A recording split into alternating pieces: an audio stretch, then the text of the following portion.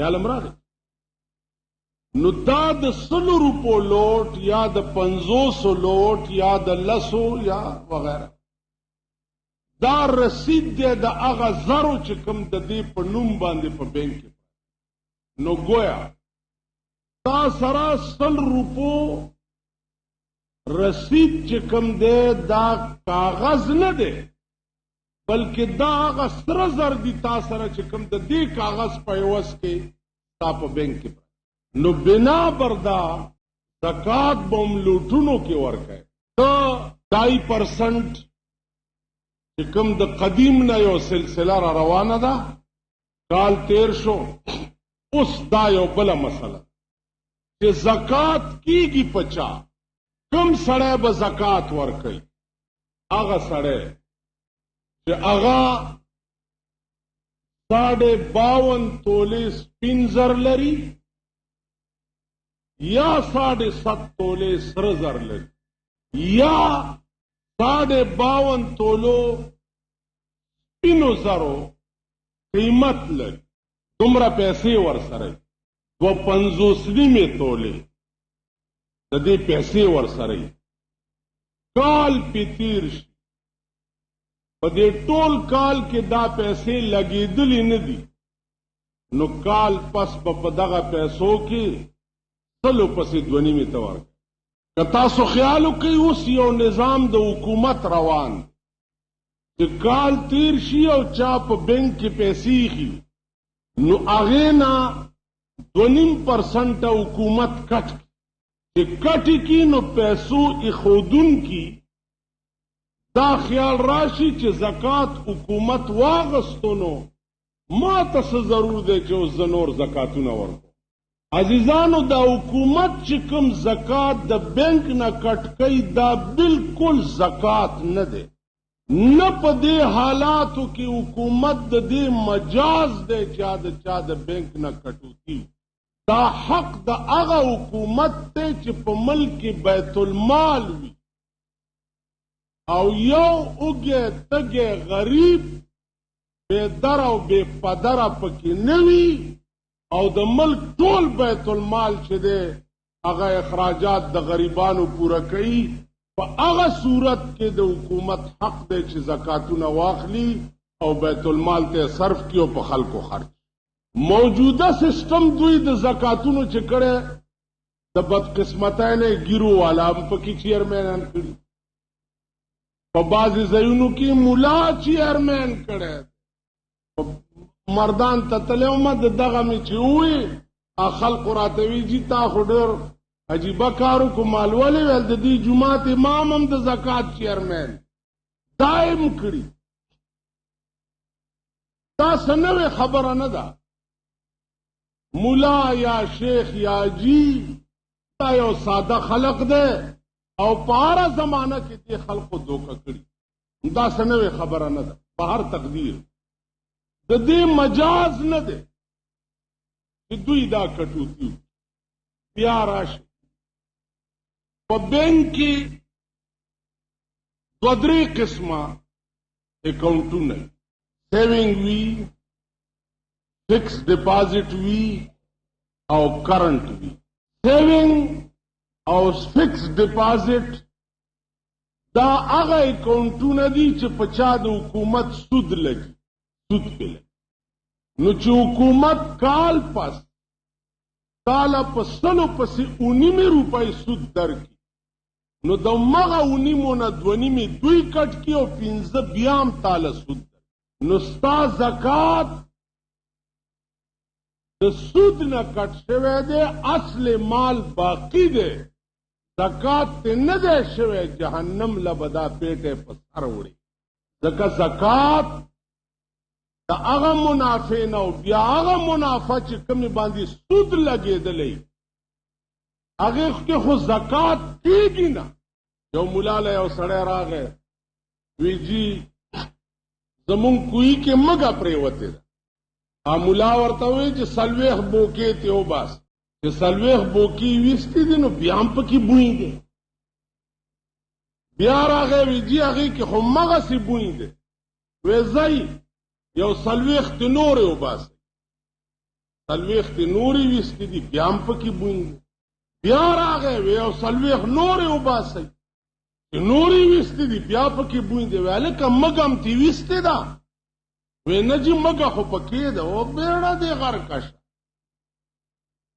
کوه خو بالا پاکیږي چې اول مګه وباسنو بیا ته بوکي وباسنو کوه به پاک مګه پکې ده او ته بوکي وباسي تاسو خیال راغ د دې داسې مثال کټوري کې وبدي او یو ساس کې متیازې دی پکې وک اوس کټوره به اله پاکیږي چې دا ټول کټوره توي او هغه نه بعد بیا درې ځله په ایرو وغیرہ مانج کې نه بعد په پاکیږي او نور یو بس کل پکې تا تروي کینه کټوره ور سره پلی نو عرض میں داو چې سود کہ خو زکات کیگی نا حرام مال نہ با زکات کیگی نا دا یو نظام دے پا ملک روان دے دا ډیرو خلکو پکې خېټې غوړې شوي دي نستی پکې غوسه هغه ورځ راته چاوي وي هغه پلانې د زکاتونو مشر وي دویمه ښځه یې وکړه دویمه لاسه چې درېمې ته هم ځکه چې آسان کار دے رجسٹر دے گوتا لگاوا او پتہ نه لګي چې دا دې چاله ورکړي او چې چاله ورکړیم نو 30 روپے په درېمه میاش په درېمه میاش 30 روپے وختنی والا سو تپوس والا سو ملخ په هر رنگ د غونډګردې ډیپو دي هر رنگ غونډګان دي څوک څنګه والو هغه ایس شے پستا پا ملک محفوظ غونډګردی دا توکا دا فریب دے بېمانی دا پختنه نشي یو سره یو خار تلاړو خار کې ګوري چې پیپر او گازر او ملایم په 2 پیسې سیر دي او زعفرانم په 2 پیسې سیر سوچا غوړیم په 2 پیسې سیر پیرو مریدو ویسا با تختا ولی وی شہر ناپرسان دے ہر شے پا 2 پیسے سے یو نوے فیشن د خزو راوتے دے یو 2 واغا لباس اغستے ہو تاغی فوٹوی ملک تشایع کو چې د خزو په نمائش کې څه کمی دی اوس به دینه پس دا لباس اغوندی تاسو وګورئ ښځې به اوس دوی تا کینی او بچاله اوس دا نخره مالم جوړه میاش پاس 10 ورځې پاس 20 ورځې پاس فیشنونه بدلیږي ستا پلار به د دوی خرچونه پوره نو زما عزیزانو عرض مې داو چې دا ملک به خاوره څنګه ګوري چې د ملک غیر ضروري اخراجات قیامت راټي اوس خو ستا ملک دی که نه نو ستا په ملک د 150 روپو ټای تړلو ته څه ضرورت دی ستا په ملک د انګلینډ او د امریکې پتلون اغوستو ته څه ضرورت دی خو ستا ملک دی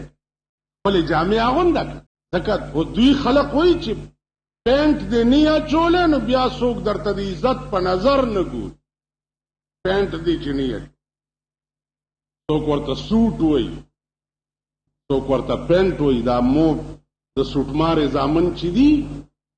دی کوټ پتلون ته سوټ وایي سوټ 3 سوټه مې دي 4 سوټه شرمېدل وای د مورې توره شړی لنګ او د لور کاسیرې څومره درنګ دی بچي ملک ټول د انګریزي سکولونو ډیپو ملک ټول د انګریزي ماډرن کالج مسلم پبلک سکول انګلیش پبلک سکول پلانې سکول پلانې کوسه په کوسه لاره په لاره هغه ورځ یو څو راغه بزرګان زمونږ ځای کې چې انګلیش سکول نشته د هغې افتتاح به کوو ته به هم راځې ما انا لله یو ورځ تېرېږي د دې پخوانو بزرګانو په دې خبرو مې ایمان نور مضبوط چې زاغان کې ناسته په سر د سروې توتیان ته لاندې د ځان ویرونه کوي زاغان کې ناسته په سر د سروې توتیان ته لاندې د ځان ویرونه کوي رزیلان پاسی عبدالعظیمہ و شریفانو اعتراض نہ کری. دا رزیلان کینی مونږ ته وایي چې دا رزیلان چا چې قرآن ویلی دی، چا چې حدیث ویلی دی، چا چې سپارې سره رابطه او تعلق دی، چا چې فقه او اصول او حدیث سره رابطه او تعلق دی، وایي دا رزیلان دي. کومې میندې چې سهار وختي را پاسي او زوی له د پیرنګیانو پرتوګ ورغوندي، زوی له د پیرنګیانو کمیس ورغوندي، زوی له د انګریزانو ټای تړي. ټای د پیرنګیانو مذهبي شعار دی. ټای دا د صلیب نشانی ده. انګریزان ټای په دې نیت تړي چې عیسی علیه السلام په دې رنګ پانسی شوی و. نو دا د هغې مذهبي شعار دی. مسلمان ته ټای تړل حرام او ناروا دي. نو مسلمانه مور سهار چې راپاسي نو زوی انګلیش میډیم سکول د پاره تیاری، پتلونګی ور اچولی او جرابې ور اچولی او شین بنین ولا پیدا کیله دی د سکول وردی ده او دی پلانې دامه شیخان اتیان حاجیان زامن ګوره صاحب چې ګوره اتی صاحب به موټر چلوي او زامن به انګلیش میډیم سکول ته روان کړي. اتی صاحب د مکې په بزرګۍ کې هیڅ شک نشته، د مکې په بزرګۍ کې هیڅ شک نشته، ولې خر به حاجي نشي په توا. دنیا یې ولړل، دنیا یې ولړل. دا ملک دی. هغه کلی راشي در آدم خیل وګورئ، غیرتي پښتانه مونږه پښتانه مونږه پریدو جو کچھ مو پښتانه مو باړه وګورئ، جمرود وګورئ، لوهړګي وګورئ، مو پښتان. په دې ځای تسلی ونشي بیا د بډبیرې بې سکول لراوئ ډیټسن یې ورته کوي. تاسو خلک به وایي چې مونږ به ښه ورځ ګورو. چا چې یو بچی دا مدرسې دي، دا جوماتونه دي، پکې درسونه دي، د یو بچی سهار د ګوتې نه نیولې د قرآن سبق لبونه ته او سهار تیار کړی او غوړ کړی او ماشومان سکول ته رسوم، ماشومان سکول ته تاسو به ښه ورځ زلزلې دي تماشه کوئ. پرون سهار هم راغلی وه که خیري تماشه کوئ. د شپې به سملی او سهار چې راپاسي سردلان دی او خپې د زه وګورم د پاکستان حکومت چې دا زلزلې بیا بند. الله چې یو ځل یو ګړچ ورکي ته بیا راوله دا توپې او رسالې دي چې بیا دا ګړچ د خدای دا بند. تماشه به د ځان وکړئ. تاسو پوه شوئ؟ عرض مې دا و چار طرف نه نظام خراب. د دې ملک خدمت به مونږ څنګه کوو؟ دروغ وایي یو کال نوکري نه کړي. تاسو ورشي هغه حال وګور. 15 روپۍ به پسپال غوښتې راشي چې درته د 70 لاک روپو بنګلې وکړي. 15 روپۍ به پسپال وکړي. تاسو مونږ چې کینو زما دوستان هم ډېر بجلیګرمونه بله ورځ یو سړي راته وویل ما سره یو سړي باس وکړو چې مولانا صاحب سره 8 کروڑه روپۍ دغه لته کړی. څه ایمان به تېره وای؟ د قوم او د ملک او د ملت به خدمت څه کوي چې ستا ژبه شپه ورځ بکواس کوي، دروغ وایي، غیبت کوي، بهتانونه کوي. ته به څه کوې؟ زما په خدای قسم دی چې زما د قرآن په هغه آیات ایمان دی. الله وایي که دولت او دنیا ما ته عزیز وی نو ما به کافرو ته بوی هم نه وی ښود. بوی دولت او دنیا دا ستا مقدرات دي، تا پسې به منډې وی. هر ځای چې تاله به راځي. تا څه کار دی چې ته به ضمیر خرڅوې؟ مونږ د خپل خدای ته چې کله څه ویلي دي چې د شپې ویلي سبا کار کړی. چې سهار ویلي ماښام هغه کار کړی ما څه کار دی چې زه به ضمیر فروشي دیو جنه سوچ دنیادارو ته پیچ پیچ مکه په دې اخبارونو کې تاسو وګورئ دا مالدار سړی چې ولاړی یا دغه د مونږ غوندې چې ورنګیر چاپیر ولاړی ګوري بل خوا زمونږ ورته اسې خوله د سچینګه نیولي ګوري بل خوا دا اخبار کې فوټو چې راځي بعضې سړي پکې د مږې غوندې سر د بل په دې اوږره ایستی چې زما دا بوتاړم دا خلک تاسو زمونږ بوتاړونه پخوا به د انسان بوت چې ولیده ډه به دې خوشحال شو اوس چې د انسان شکل ته ګورې الټي به درځي الټي به ډېر سپری مرې په ځان کړي او د دلی پنډتان دي سوړ بوی تیزي د دلی پنډتان لس ځل د ورځې لامبي او د پنډتوب بوی تیزي دی چې سهار روزي سپری په ځان کړي اول دا سپری معلومه خو کوي چې دا کم غل دي د پیرنګیانو د ملک سیزونه دي دا خو ګوره چې دا د خنزیر چربي پکې اوبه کړې ده که څه بلای کړي قسم په خدای د ماله چې د سپری بوی راشي الټي راشي دوی ډېر سپری مرې په ځان کړي په دې نه څوک چې د الله شي رسول الله صلی الله علیه وسلم به چې په کومه لار تېر شي 3 ورځې به د هغه لارې نه خوشبویي تله هلته سپریګانې نه وې عطرونه نه وو 3 ورځې به د هغه لارې نه خوشبویي مونږ چې په کومه لار تېر شو 3 ورځې د هغه لارې نه بدبویي ځي مونږ داسې یو چې توبه استغفار مې مونږ چې په لاره تېر شو لکه د غلو لارۍ چې تېره شي خفه نه شئ پرون درې نه را روان وم په دې لاره څه ودونه وو تماشه مې کوله لارۍ کې ښځې ناستې وې او ډولکی پکې ایښی نو په ناستې ګډېدې په ډېټشن کې هلکان ناست وو او ډولکی پکې ایښی اریان به تاسو یې ګورئ نو خو مونږ او تاسو یو که نه پیریانو او دیوانو خبره هم تاسو مونږ یو که نه دا د پښتنو حال دا دغه غیور قوم حال دی چې څوک د خالد ابن ولید اولاد ځان ته وایي داسې شرمېدلي دي خدای څوک هم نه کړي لکه نن چې مونږ شرمېدلي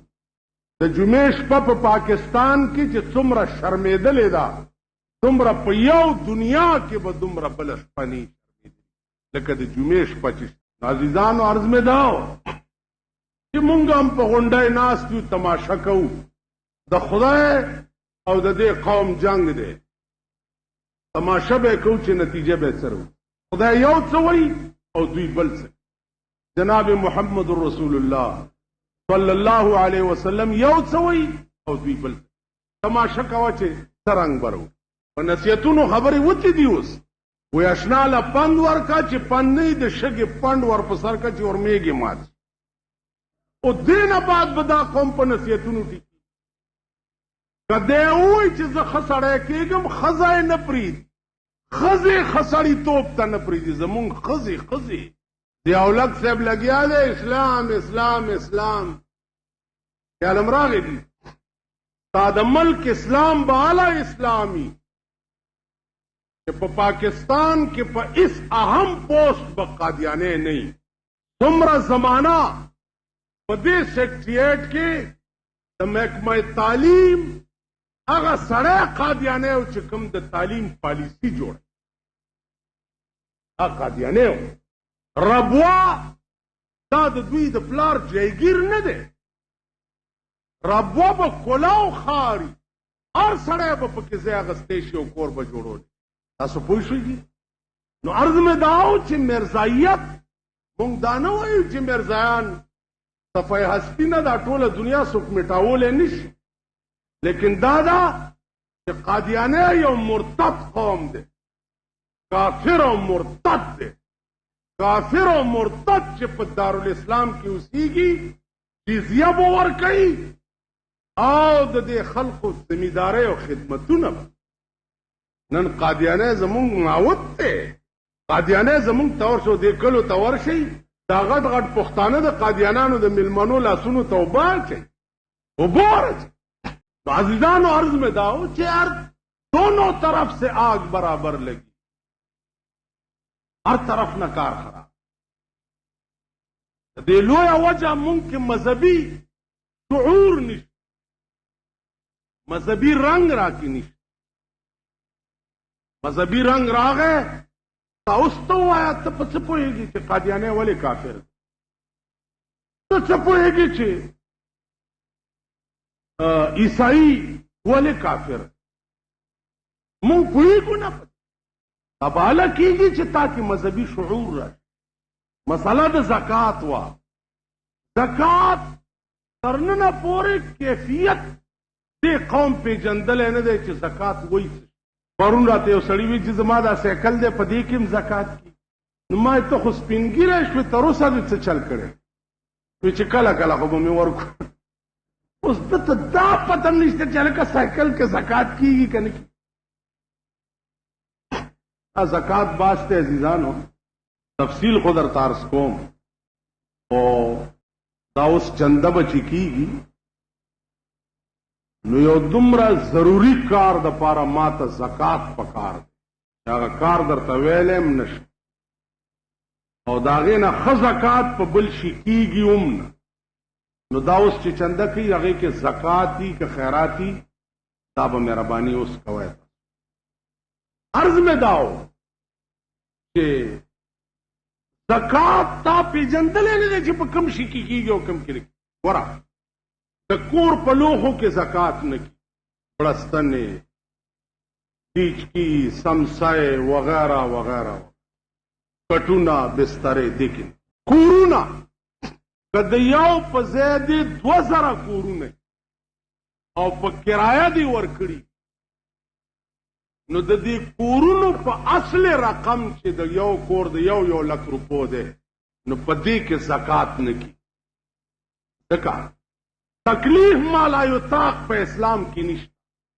کوم شی چې ستا د وس نه بار دی اسلام پتا نه دی ضروري کړی. د دې په اصل مال کې زکات ستا د وس نه بار دی، هغه ته نشي ورکولی. لہذا که د دې کرایې دومره جمع شوې یا نصاب ته ورسېدې، کال پې تېر شو، اینه بعد به بیا 2.5% زکات پکې کوئ. و ظالمان تاسو راشئ په دې سړکو وګورئ، دا کټونه یې چولي دي، جنډې ورسره دي، شنې جامې یې چولي دي، او یو غرب جوړ دی واچوئ د بابا ورس. نو د بابا دې پیسو ته څه ضرورت؟ دا وایه چې واچوه بابا چرس نشته، پنګي نشته، یو غرب جوړ. بیا ډېر قمقل داسې دي چې په دې میاشت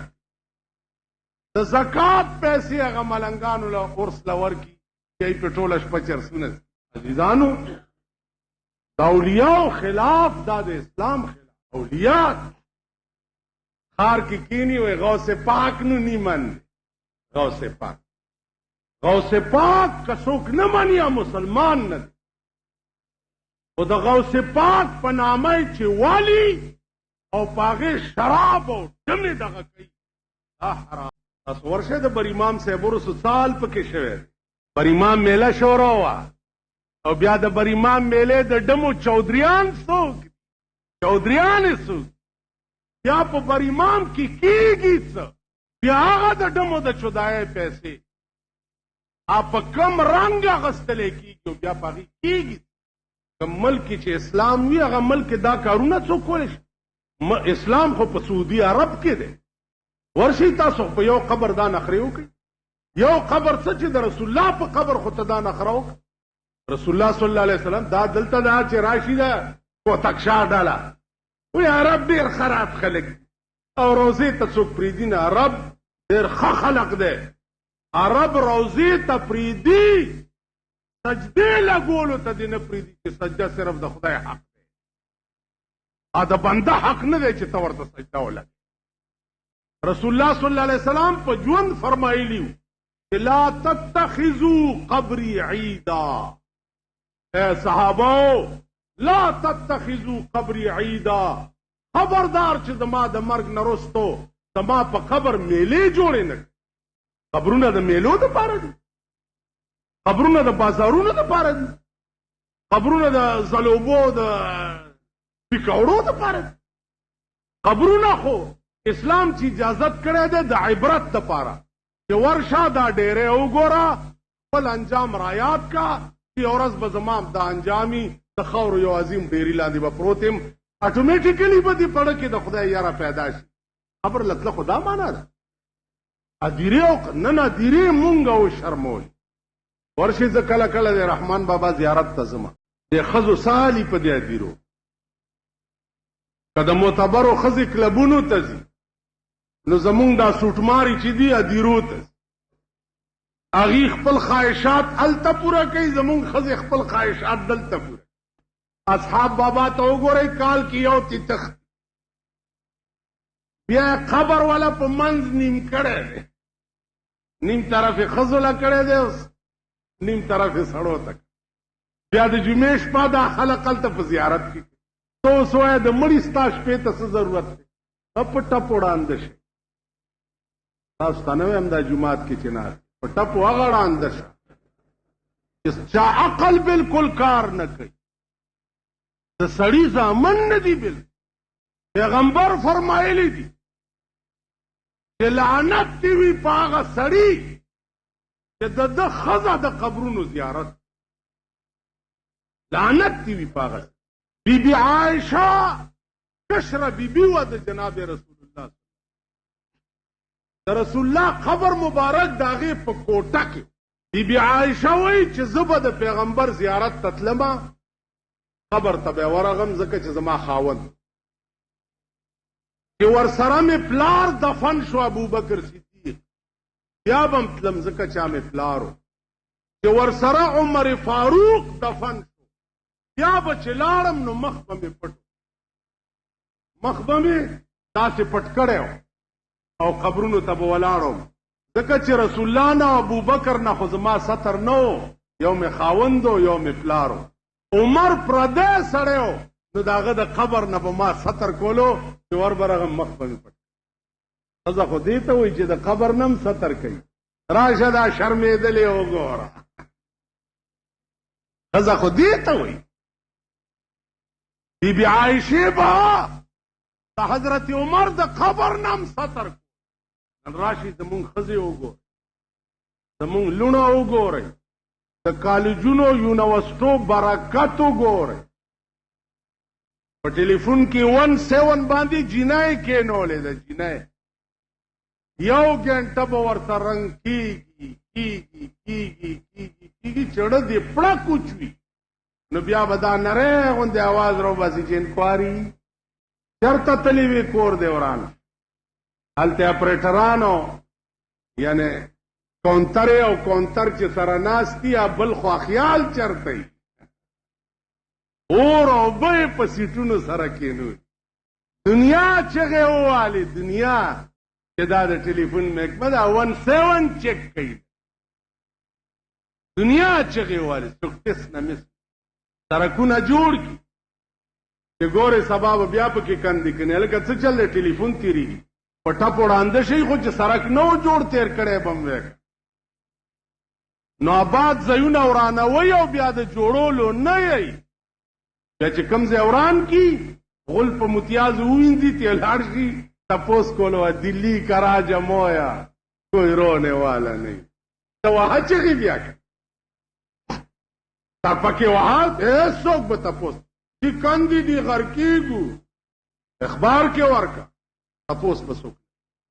تپوس به څوک کوي تپوس خو به هغه څوک کوي چې په خپله داسې نه یي که نه نو چې هم داسې نو بیا به تپوس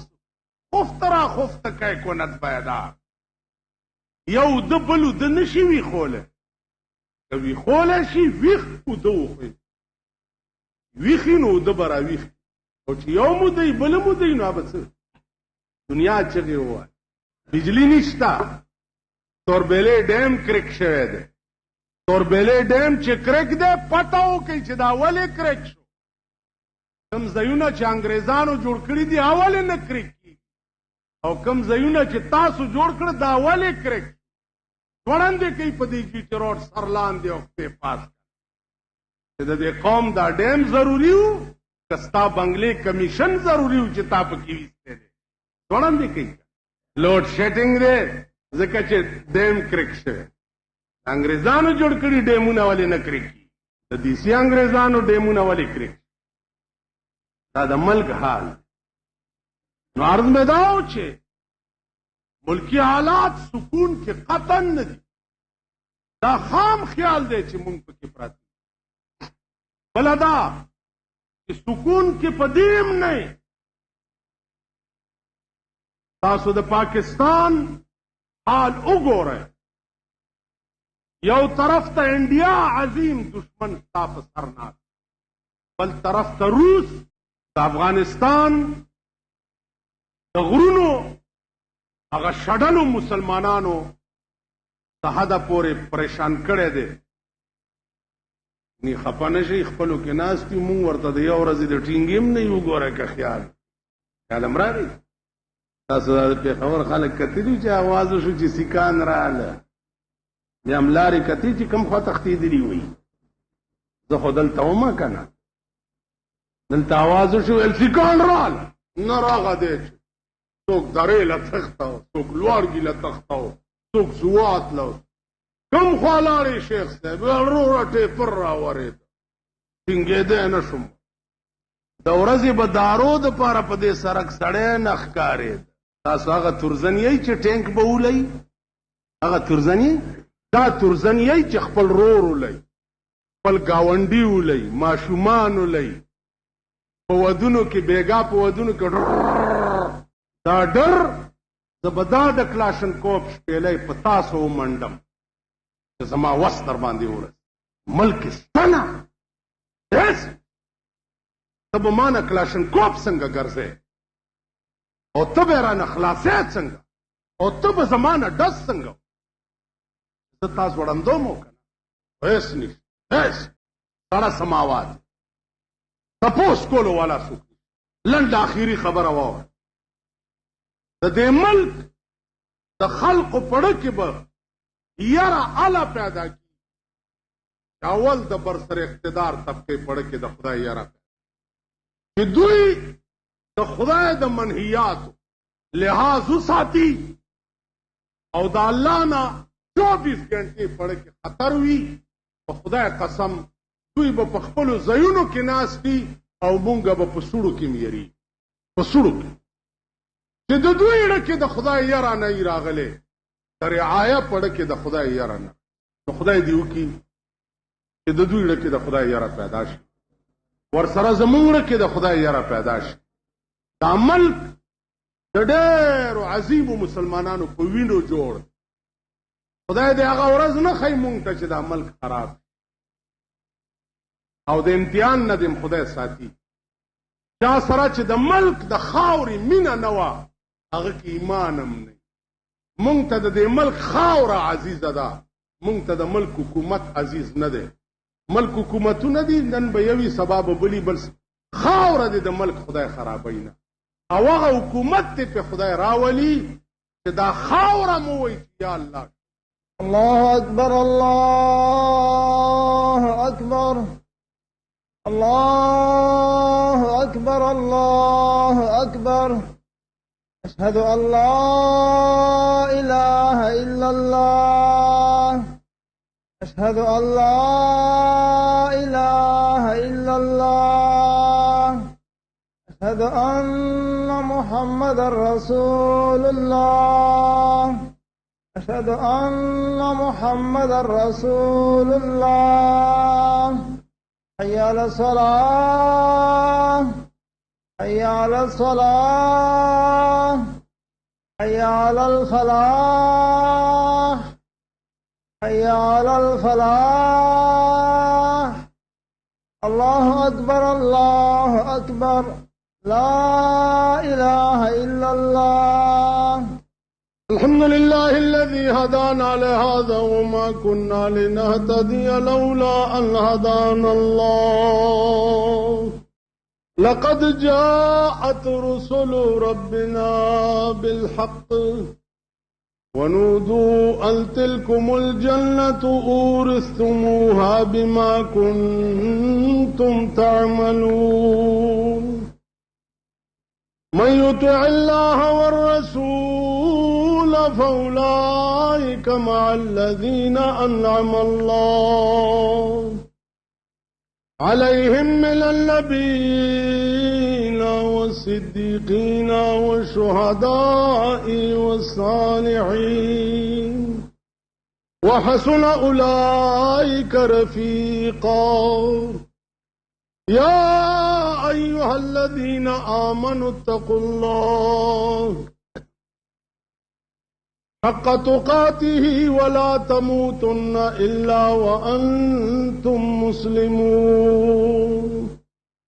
أما بعد فأعوذ بالله من الشيطان الرجيم.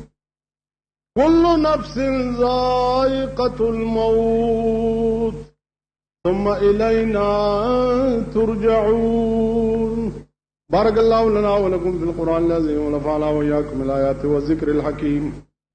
إنه تعالى جواد قديم كريم ملك بر ورب رؤوف رحيم. الحمد لله المحمود بصفات التنزيه والكمال. نحمده ونستعينه ونستغفره ونؤمن به ونتوكل عليه ونعوذ بالله من شرور أنفسنا ومن سيئات أعمالنا. من يهده الله فلا مضل له ومن يضلله فلا هادي له. ونشهد أن لا إله إلا الله وحده لا شريك له. ونشهد أن سيدنا ومولانا محمدا عبده ورسوله سيد المرسلين وخاتم النبيين. كما قال الله تعالى في شأن حبيبه إن الله وملائكته يصلون على النبي يا أيها الذين آمنوا صلوا عليه وسلموا تسليما. اللهم صل وسلم وبارك عليه